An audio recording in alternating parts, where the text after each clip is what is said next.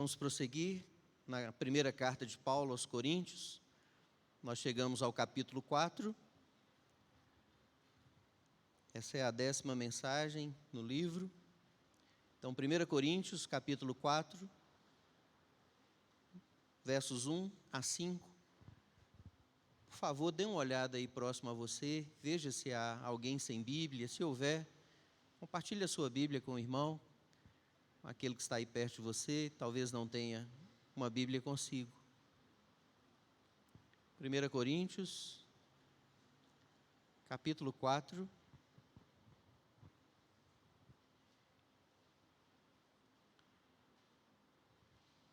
A partir do verso 1 até o verso 5.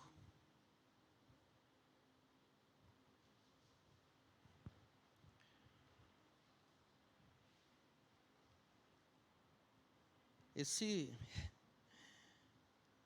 texto essa mensagem, na verdade, é uma mensagem, eu acredito que eu vou pregar para mim.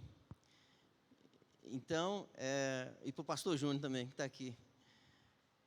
Então, assim, eu até diria para os irmãos, se quiserem até retornar, mas eu digo que já que você está aqui, continua.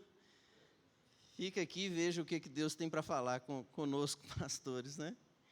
É uma mensagem, mas é claro, toda a palavra de Deus, ela é para todos nós, mas é uma palavra de Paulo. Ele continua tratando da questão das divisões. Lembram que eles estavam fazendo grupos na igreja em função de alguns líderes? Eu sou de Paulo, eu sou de Apolo, eu sou de Pedro.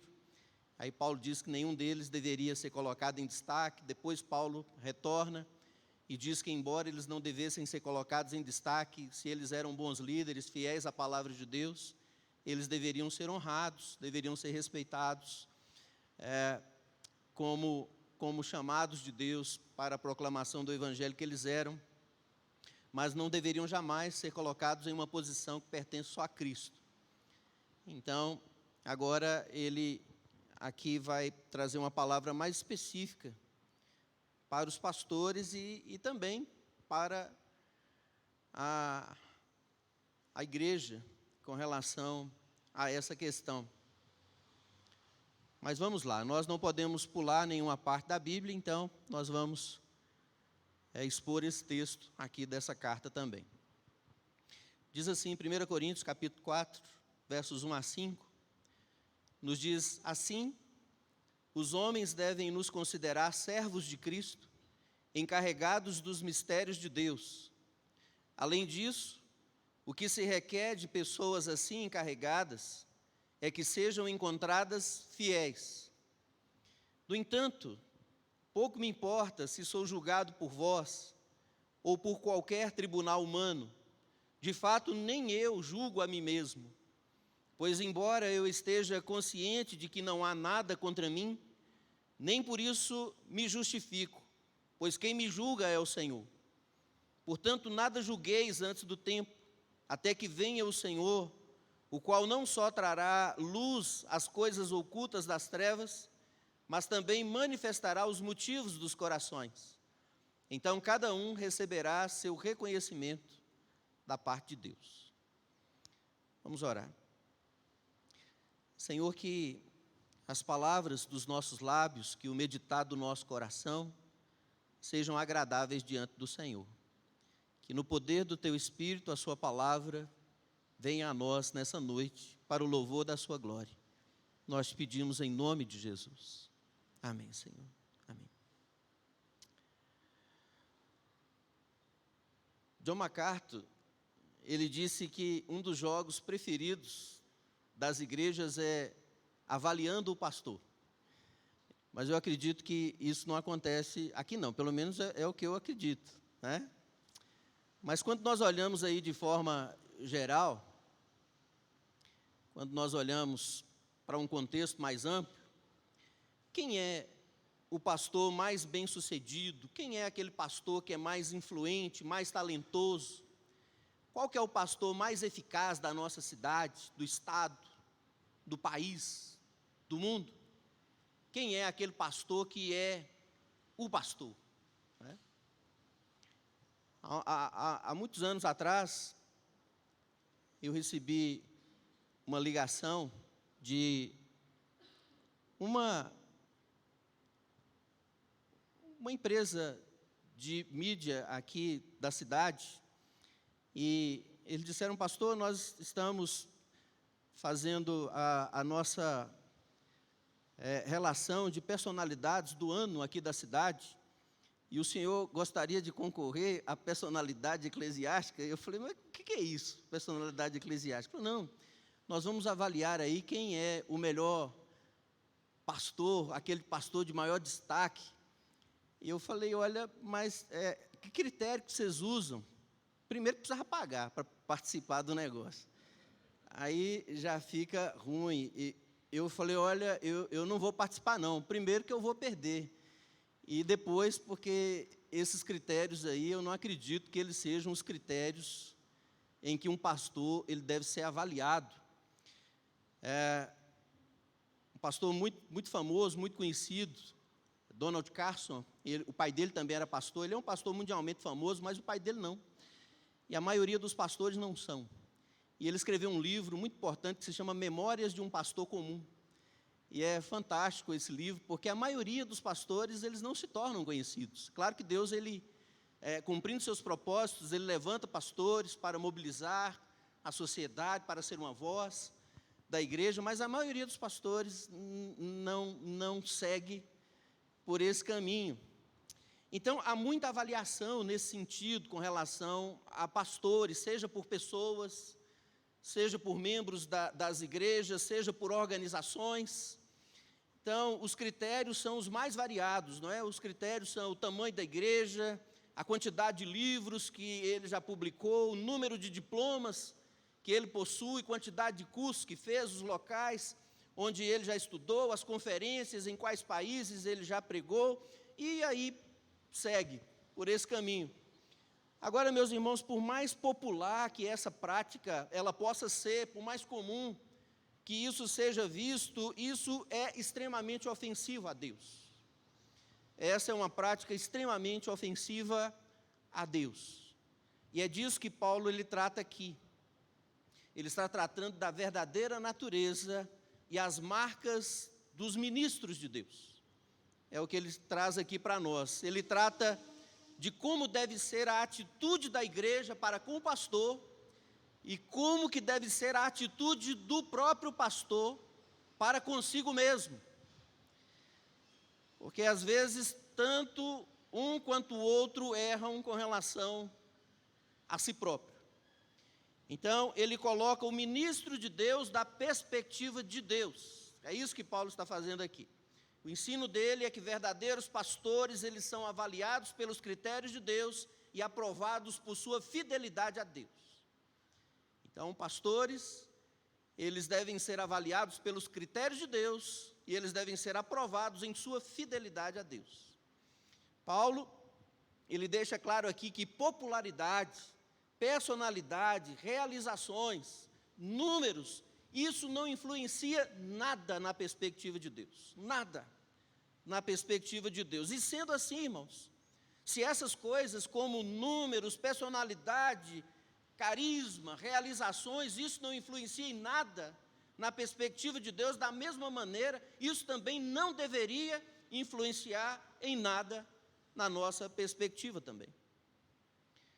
Então, Paulo, ele ainda está tratando dessa questão das diferenças, das divisões entre diferentes líderes nas igrejas. Então, a mensagem é que os servos de Deus, eles não devem ser avaliados em tudo, seja por outras pessoas, seja por si mesmos. Essa é a questão.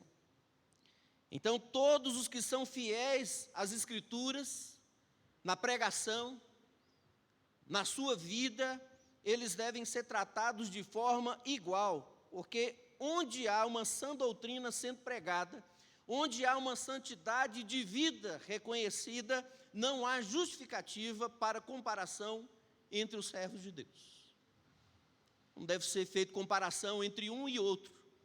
Se são fiéis na pregação, se estão vivendo vidas santas, dignas diante de Deus, toda comparação, ela deve ser evitada.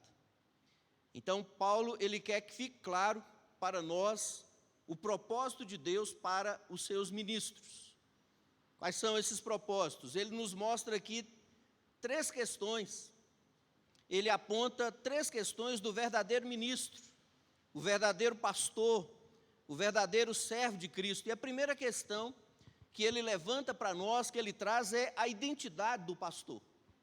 Como é que se identifica um pastor? Ele diz no verso 1, ele diz assim: os homens devem nos considerar o quê? Servos de Cristo. E o que mais? Encarregados dos mistérios de Deus. Então, os homens. Quem deve nos considerar? Os homens. É claro que essa é uma referência primeiro aos crentes. Ele está falando que aqueles que estão na igreja devem nos ver assim. Em outras palavras, que todos os crentes nos considerem assim, servos de Cristo e encarregados dos mistérios de Deus. Mas, num sentido mais amplo, irmãos, pode se referir também a incrédulos, aqueles que não são crentes ainda. Não só a maneira como o mundo deveria considerar os ministros de Deus, mas preste atenção, é a maneira como a igreja deve retratar os seus ministros diante do mundo. Então, a igreja tem uma percepção, e a igreja também, ela tem uma projeção. Então, a igreja deve considerar-nos assim, e é essa a projeção da igreja para o mundo. Deveria ser.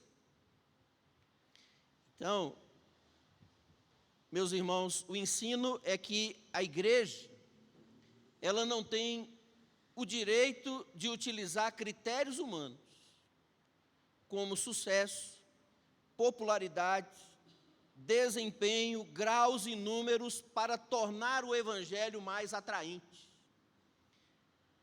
Não é esse tipo de propaganda que a igreja deve se utilizar em referência a seu pastor, para tornar o evangelho mais atraente para as pessoas. Nós não devemos tentar fazer o mundo enxergar os mensageiros de Deus como qualquer outra coisa além daquela que Deus diz que eles deveriam ser.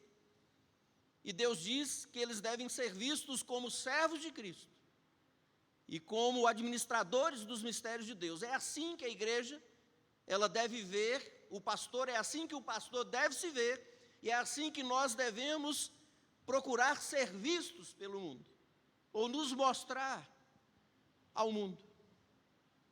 O que é ser um servo de Cristo?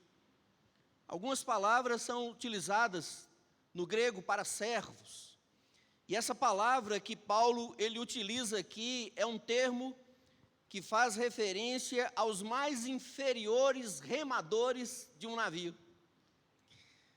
O navio tinha vários remadores, e tinha os remadores de níveis mais inferiores. É essa palavra que ele utiliza aqui, para se referir a servos. Eram os mais servis, eram os mais desprezados dos escravos. Sentido mais amplo, Paulo está dizendo que ele é um subordinado, é alguém debaixo da autoridade de outro.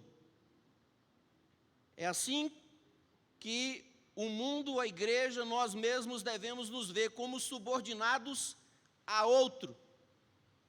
E quem é esse outro? Pastores são, em primeiro lugar e acima de tudo, servos de Cristo.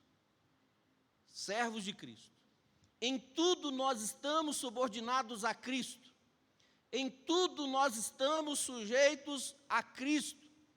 Nós somos chamados a servir aos outros em nome de Cristo.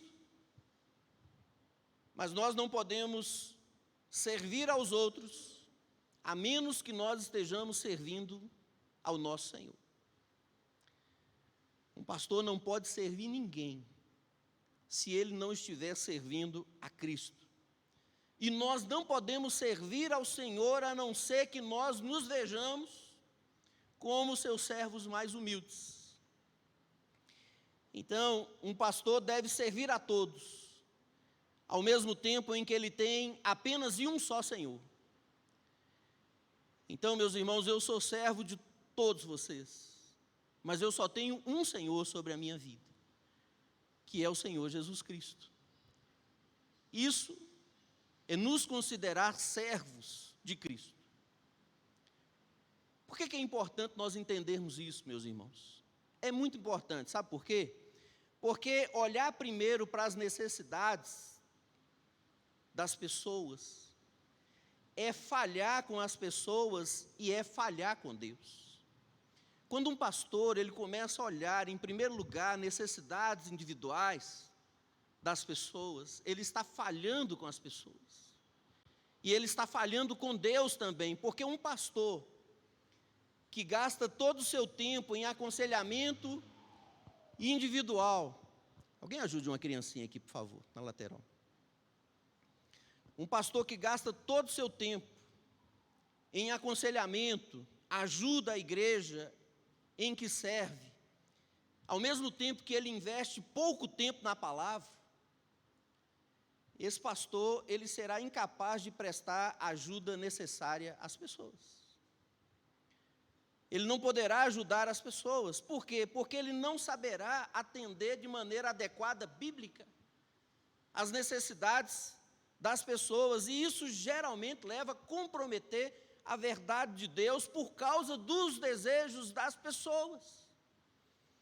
E às vezes as pessoas não têm esse conhecimento da palavra e da vontade de Deus, e o pastor se deixa então vencer, e ele traz prejuízo para si, traz prejuízo para a igreja.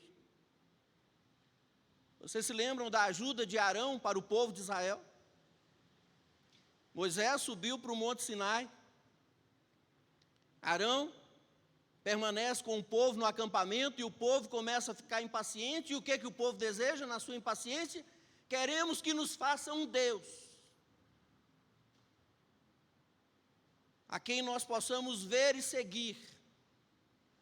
E Arão disse, então tira os brincos, os colares, os pingentes de ouro, e ele fundiu um bezerro.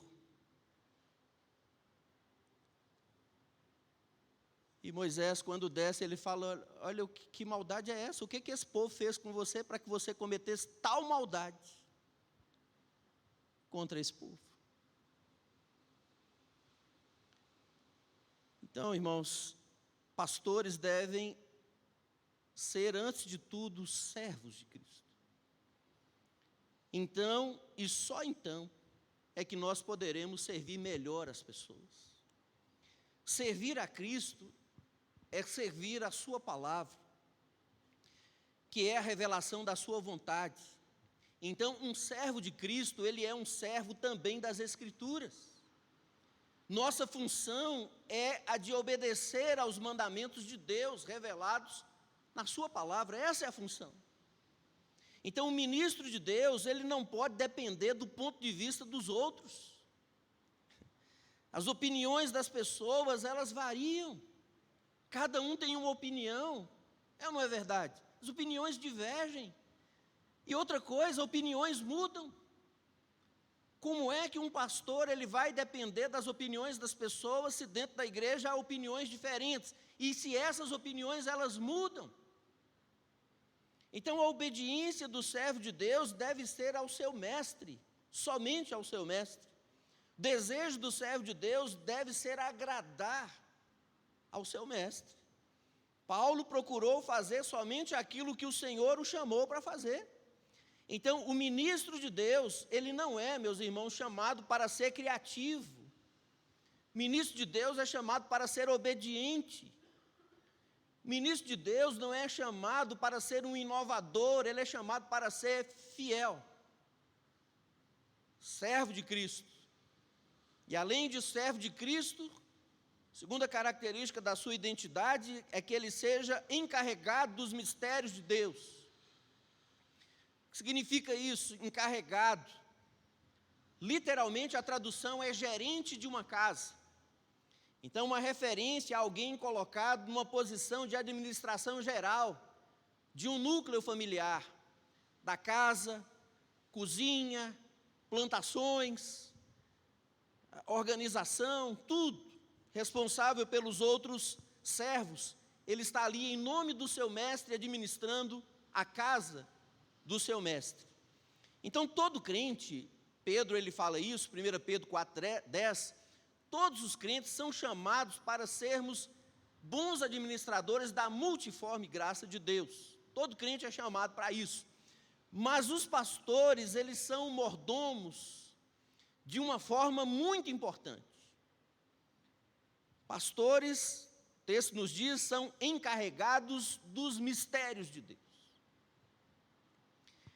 Então, como encarregado dos mistérios de Deus, o pastor, ele é responsável por levar a palavra de Deus e proclamar essa palavra na casa de Deus. Ele é o responsável. Nós devemos ensinar toda a palavra de Deus, sem tirar nada. Mas se eu pregar essa parte da palavra de Deus, as pessoas vão se ofender. Se eu pregar essa parte da palavra de Deus, nós vamos ter uma pregação politicamente incorreta. E infelizmente isso acontece na vida de muitos ministros. Na tentativa de ser agradáveis, omitem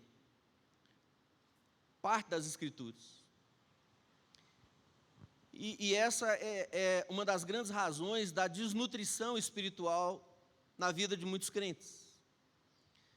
Pregar verdades bíblicas, mas não anunciar toda a verdade dos propósitos da palavra de Deus, meus irmãos, não é ser um bom encarregado dos mistérios de Deus.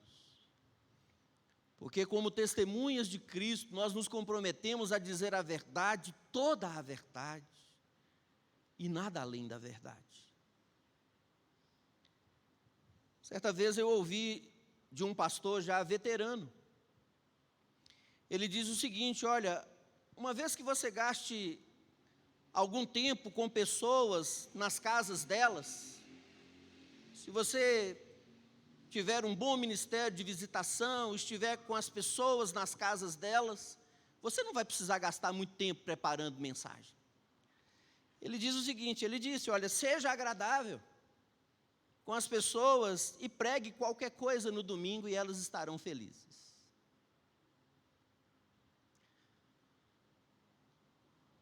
Irmãos, essa é a descrição de um ministério totalmente corrompido. É a descrição de um ministério perverso. O pior é que muitas vezes, muitos se agradam disso, preferem isso. E quando isso acontece, essa igreja, ela não pode ouvir tudo que Deus tem a dizer. Meus irmãos, a maioria dos crentes dos nossos dias viverão a vida toda numa igreja sem nunca ouvir a exposição completa de um livro da Bíblia. A maioria dos crentes em nossos dias. Então, em vez de conduzir pessoas a Deus, esse ministro, ele se torna um obstáculo entre as pessoas e Deus. Em vez de ser alguém que atrai aqueles que estão passando, ele se torna um obstáculo à porta de entrada. Porque a Bíblia é a palavra de Deus para dirigir cada um de nós. O que dirige cada um de nós não é a minha simpatia, é a palavra de Deus. A preocupação do servo fiel não deve ser agradar os seus ouvintes ou anunciar seus próprios pontos de vista, o que ele acha, o que ele quer, o que ele não acha. Nós precisamos ser fiéis e nos apresentar a Deus aprovados como obreiros que não têm do que se envergonhar. E Paulo diz que o obreiro que não tem do que se envergonhar, ele diz a Timóteo, é aquele que maneja bem a palavra de Deus. Então, um pastor que não estuda a palavra, ele não pode ensinar corretamente a palavra. Ensinar como, se ele não sabe? Ele não poderá lidar de maneira adequada com aquilo que ele não conhece. E assim as ovelhas, elas se reúnem de novo e se ajuntam de novo, mas nunca são alimentadas. E ficam desnutridas espiritualmente. Então, as duas características da identidade de um ministro de Deus é que ele é um servo de Cristo e que ele é encarregado dos mistérios de Deus. Segunda questão que Paulo traz para nós são os requisitos do pastor. Falou da identidade dele. Agora os requisitos, olha o que ele diz no verso 2. Além disso, o que se requer de pessoas assim encarregadas é que sejam encontradas o quê, irmãos? Fiéis. Não há dúvida. A qualidade indispensável de um bom administrador é fidelidade. A qualidade indispensável de um bom administrador é confiança. Você colocaria alguém que não é de sua confiança para administrar suas coisas? Alguém que não é fiel? Que não é digno de confiança? Então, sem fidelidade, o administrador, ele arruína tudo que ele está administrando. José, ele era um administrador fiel da casa do seu senhor enquanto era escravo no Egito, e tudo prosperou, porque ele era fiel primeiro a Deus, e depois a tudo que ele colocava à sua mão. Então, meus irmãos, característica mais importante de um bom administrador é fidelidade. Acima de tudo, Deus requer que seus ministros, seus servos, seus mordomos, eles sejam dignos de confiança. É isso que Deus está esperando de nós. Deus deseja que pastores sejam obedientes à sua palavra. Deus deseja que pastores sejam firmes no compromisso de ser fiéis à sua palavra. É isso que Deus está esperando dos ministros dele. Deus não exige dos pastores brilhantismo. Embora existam pastores brilhantes, Deus não exige de seus pastores criatividade ou popularidade, embora muitos sejam de um ponto positivo, criativos e sejam muito populares. Tem um carisma fácil de se tornar popular. Deus pode usar servos com essas qualidades, não há dúvida nenhuma. Deus, ele usa pastores brilhantes, populares, criativos, mas apenas a confiabilidade é que é extremamente essencial. Ser fiel é o que é indispensável. As outras coisas são dispensáveis, mas ser fiel é indispensável. Serviço e mordomia são inseparáveis da fidelidade, não existe isso. Então, um servo infiel ou um encarregado não confiável é uma contradição. Veja o que é que Jesus disse, eu vou ler para os irmãos naquela parábola dos talentos, Mateus 24, 45, 46, ou 25, ele diz: quem, pois, é o servo fiel e prudente que o Senhor encarregou de outros servos para lhe dar o alimento no tempo certo? Aí ele diz no verso 46, bem-aventurado o servo a quem o Senhor, quando vier, encontrar agindo assim. Como? Dando alimento no tempo certo aos outros servos. Então, quando o Senhor voltar, irmãos, a única exigência absoluta, o único critério inegociável pelo qual ele há de julgar os seus servos é a fidelidade. Eles foram fiéis no mandamento do Senhor. Quando Deus vier me julgar, ele vai perguntar: pastor Adilson, você foi fiel nos mandamentos do Senhor? Você foi firme na palavra do Senhor? Você alimentou esse rebanho com a palavra do Senhor? Ele não vai perguntar se eu me tornei famoso na cidade. Ele não vai perguntar o quanto eu fui brilhante dando entrevistas na televisão. Ele não vai perguntar quantas conferências eu fiz ou quantas pessoas eu batizei. Ele vai perguntar: você foi fiel?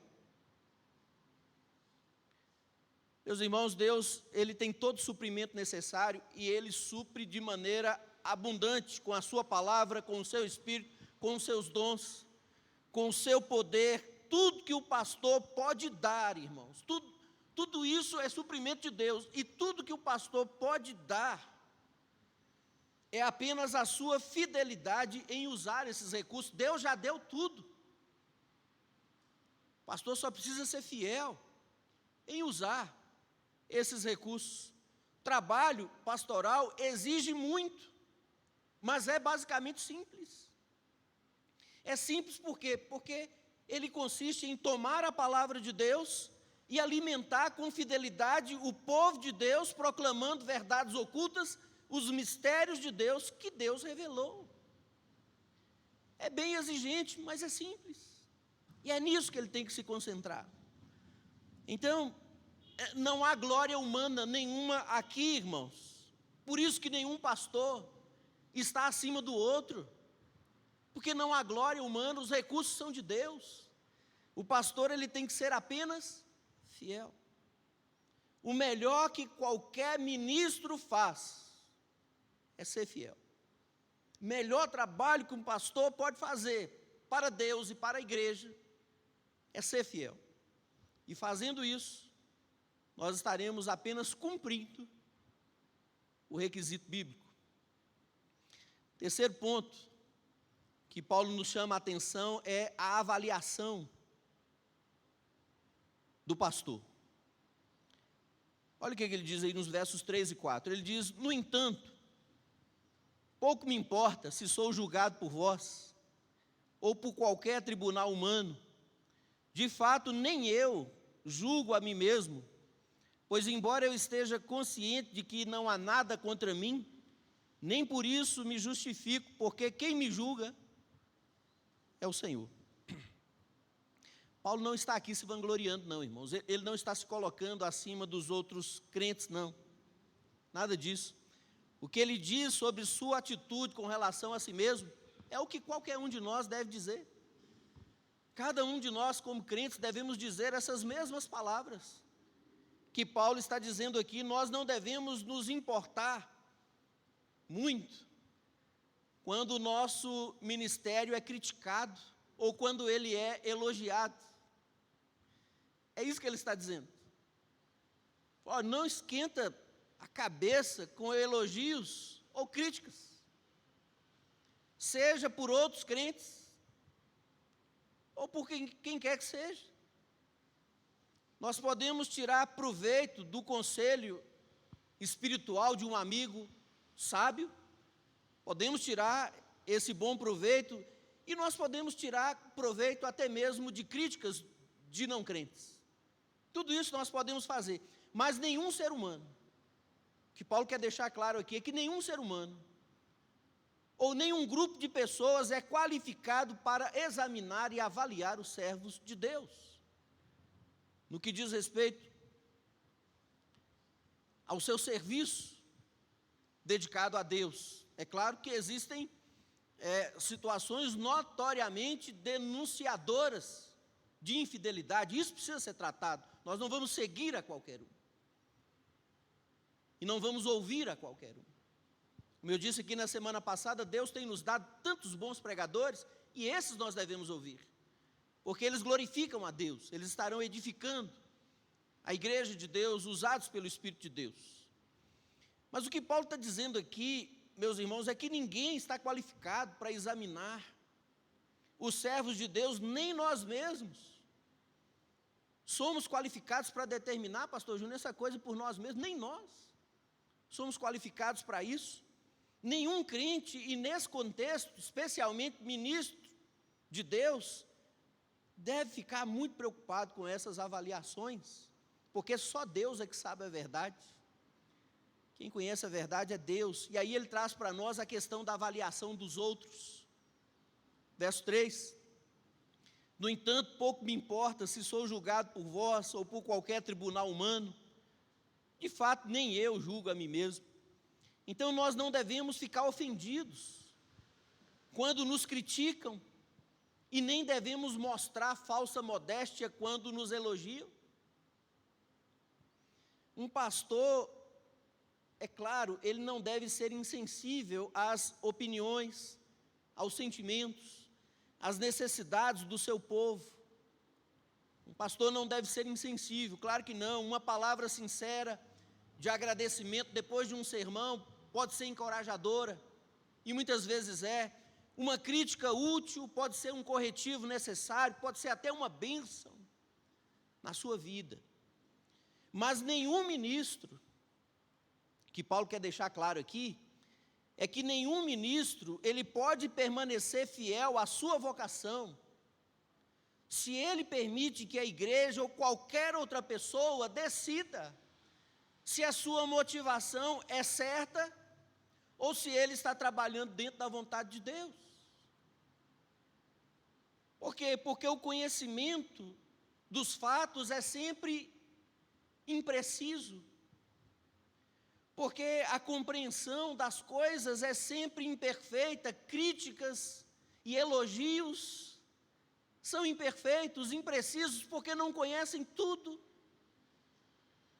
Então, em humildade e em amor, o pastor, ele não deve se preocupar com as avaliações do seu ministério por parte das outras pessoas,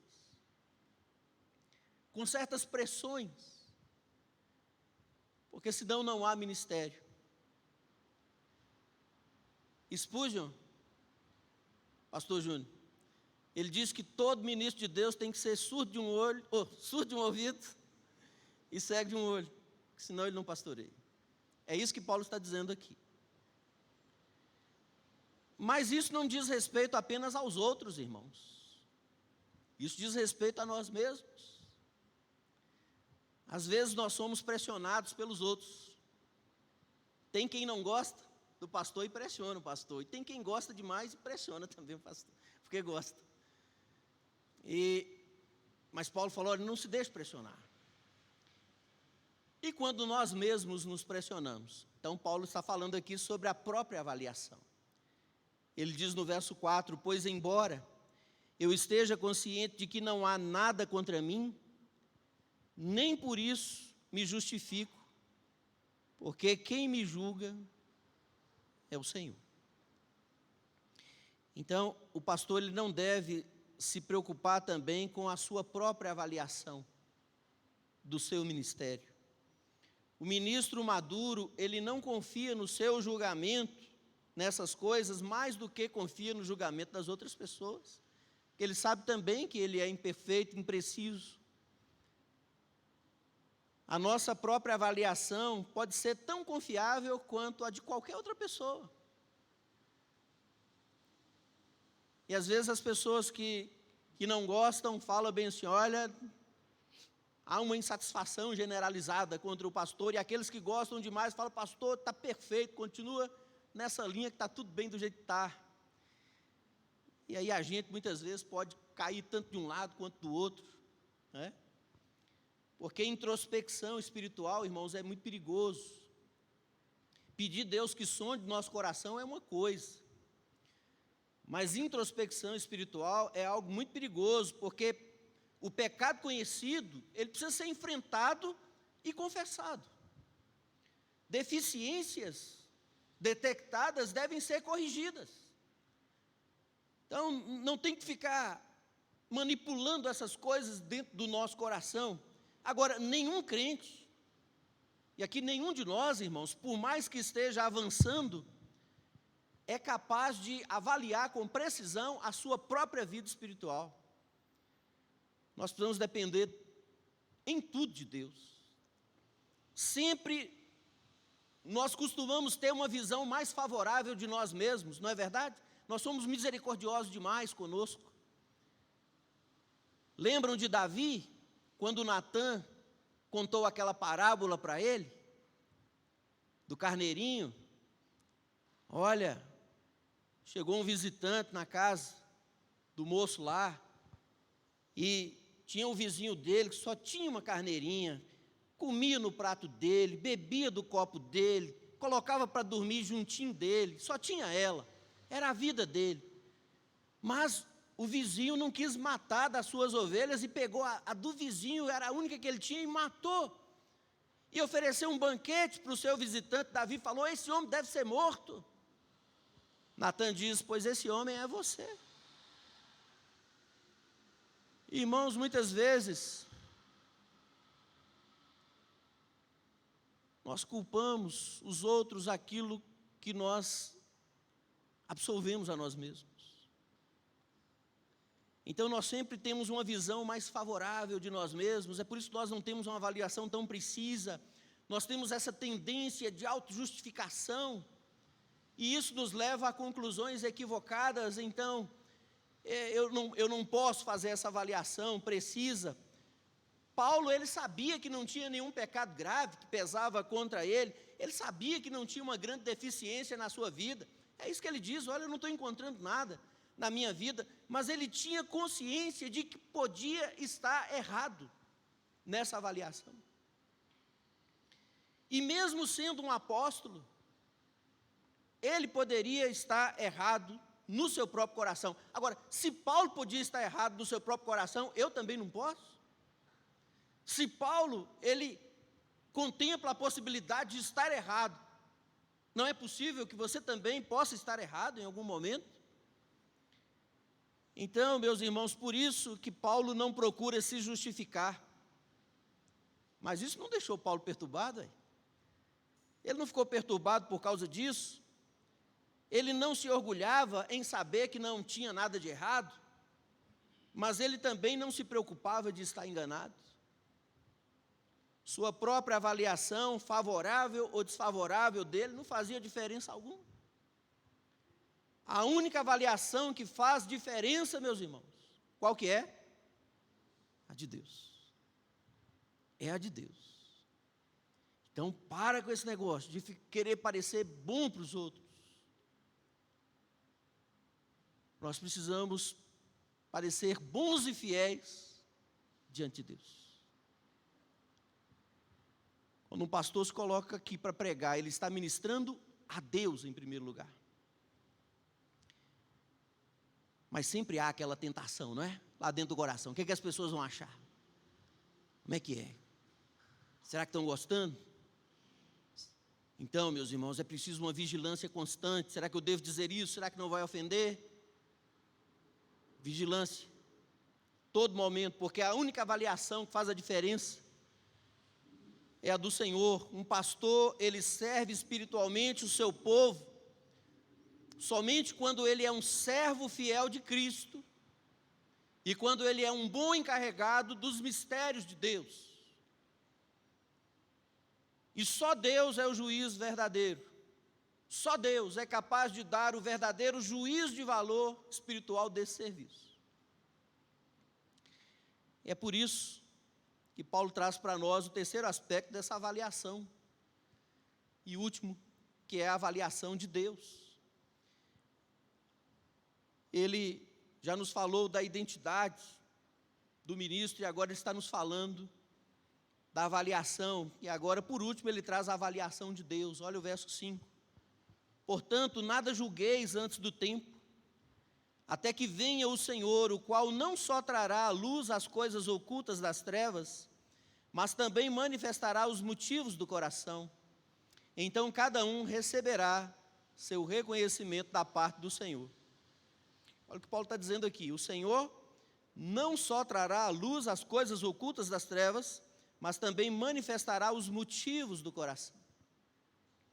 É uma referência a atitudes do coração, uma referência às atitudes interiores, aquilo que só Deus pode ver, e Ele vê.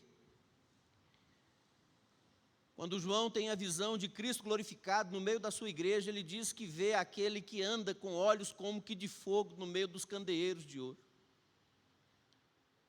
Você sabia que nesse exato momento, o nosso Senhor, Ele está aqui, andando no meio da igreja, com olhos de fogo, ou seja, capaz de ver, não só o que eu estou dizendo, mas as intenções mais profundas do meu coração. E as suas também. E é isso que Ele está olhando. Ele não está olhando a roupa que nós estamos vestindo, o perfume que nós estamos usando. Ele não está olhando a aparência que o nosso semblante deixa transparecer. Ele está olhando para o mais íntimo de cada um de nós. O julgamento final, incluindo a avaliação dos ministérios dos seus servos, ele será feito por Deus, no tempo de Deus. Ninguém, inclusive nós mesmos, somos qualificados para julgar antes do tempo. Nós vemos apenas o exterior, vemos apenas o visível. Nós não somos capazes de enxergar aquilo que está escondido no íntimo da alma. Todos os crentes terão alguma recompensa, todos terão alguns elogios. Nós vimos isso na mensagem passada. Cada um veja como está construindo: ouro, prata, pedra preciosa ou madeira, palha ou feno. Então quem vai receber muito e quem vai receber pouco, só Deus sabe. É como Carson diz, Memórias de um Pastor Comum. Não é pelo que foi realizado, meus irmãos. Sabemos que a recompensa não será com base no desempenho. A recompensa não será com base nos números, não será com base na projeção. A recompensa de Deus será baseada numa coisa só. É o que Paulo diz aqui, os motivos dos corações. Então, diante disso, nosso principal propósito, nosso único e supremo propósito na vida, meus irmãos, deveria ser trabalhar para a glória de Deus. Isso deveria ser a nossa maior motivação. O nosso maior compromisso deveria ser trabalhar para a glória de Deus, porque Deus irá avaliar a motivação, o porquê do que estamos fazendo. Esse motivo deve determinar tudo que nós fazemos, tudo que nós pensamos, tudo que nós falamos. Então é muito bom quando irmãos crentes podem falar bem de nós com sinceridade. Claro que isso é bom. Quando crentes sinceros falam bem dos seus ministros com sinceridade. É bom quando a nossa própria consciência não nos acusa, como Paulo não era acusado pela sua. É muito bom, mas será infinitamente melhor, irmãos, e muito mais do que qualquer um de nós pode imaginar. Podermos ouvir naquele dia o nosso Senhor olhar para nós e dizer: muito bem, servo bom e fiel. Isso não tem preço. Muito bem, servo bom e fiel. Então, essa deve ser a nossa maior motivação. É isso que deve determinar o nosso serviço. O que são os pastores, meus irmãos? Nada mais do que servos e encarregados. Lembram quando houve aquela rebelião contra Moisés e Arão? Eles se prostraram com o rosto em terra e falaram: meus irmãos, o que é que somos nós? Isso foi Deus que determinou desse jeito. Não é o suficiente para vocês exercer o trabalho levítico? Vocês querem também um sacerdócio, mas foi Deus que determinou assim. Quem somos nós? Então, o que é que são os pastores, meus irmãos? Pastores, eles são apenas servos e encarregados. Nem nós mesmos somos capazes de avaliar o valor e o mérito do nosso ministério. Haverá muita surpresa no dia do Senhor. Só Deus pode. E só Deus que vai dar o valor certo, no momento certo. E diante de tudo isso, por que Paulo falou tudo isso, irmãos? Porque é algo extremamente prejudicial para a igreja. Porque é algo até mesmo ridículo causar divisões na igreja com discussões sobre quem é o melhor pastor. Porque pastores são somente servos, servos de Cristo e encarregados dos mistérios de Deus. Verdadeiros pastores são avaliados pelos critérios de Deus e são aprovados por sua fidelidade a Deus.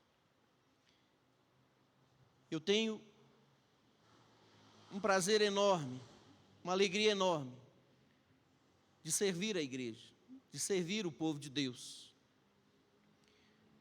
Mas eu tenho prazer maior em servir a Deus. E servindo a Deus, servir o povo de Deus. Eu sou servo de todos, mas eu só tenho um Senhor sobre a minha vida. que é o Senhor Jesus Cristo. Então, eu estou pronto para dizer não para você, quando isso for cabível e legítimo, quando isso comprometer o trabalho maior de ser um bom encarregado dos mistérios de Deus para o seu coração, porque é isso que muda a sua vida. Não é minha companhia que vai mudar a sua vida, não é o fato de eu frequentar a sua casa que vai mudar as coisas, é a palavra de Deus. Toda a verdade de Deus, os alertas que a palavra de Deus tem, as promessas que ela traz. Eu não estou dizendo que eu não vou na sua casa, não. Estou pronto para tomar um café com você a hora que você quiser. E vou ter muita alegria de fazer isso. E de almoçar, e de jantar, e de conversar. Muita alegria. E muita mesmo. Eu e a minha família. Vamos ter muita alegria de fazer isso, de conversarmos ali, enquanto isso, de coisas bíblicas, das verdades maravilhosas de Deus, e como que isso é bom. Às vezes a gente faz uma visita assim, conversa muito sobre as coisas de Deus. Mas eu não vou me dispor, meus irmãos, a ficar perambulando pelas casas o dia todo e trazer qualquer coisa para você aqui no domingo, não.